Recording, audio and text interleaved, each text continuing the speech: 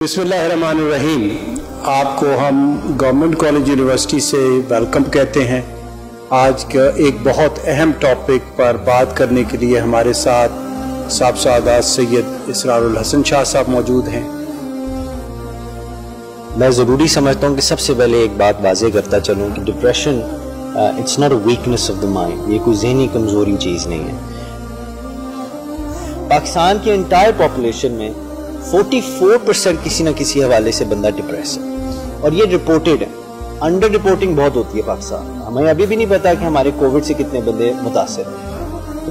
और fundamentally from Islamic Muslim point of view हमें ये समझना चाहिए, हमारी ट्रेडिशन में भी आता है कि this is the abode of tribulation. ये दुखों का गहवारा जिसको दुनिया कहते हैं, दुनिया का लुग़वी माना भी दुख है। तो ये हमें फंडामेंटली चीज समझनी चाहिए। अल्लाह ने कुरान मजीद में फरमाया बिस्मिल्लाहिर्रहमानिर्रहीम इन्ना मअल उसरि युसरा।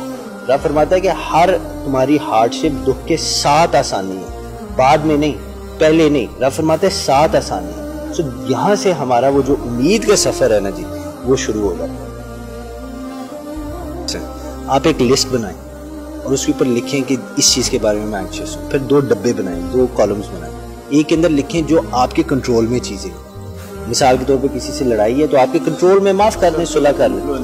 और दूसरी वो बताएं जिसके ऊपर आपको कोई कंट्रोल नहीं है, यानी कि अगला आपसे दोबारा दोस्ती करता है या माफ करता है, वो उस पर आपका कंट्रोल नहीं है। जो चीजें आपके कंट्रोल में नहीं ना, उनको फाड़ के बिन में रख, और जो चीजें आपके कंट्रोल में है उन पे फोकस करें, और जो चीजें आपने छोड़ दी हैं उनको अपने अल्लाह पे छोड़ दें, तो अल्लाह बेहतरी फरमाए।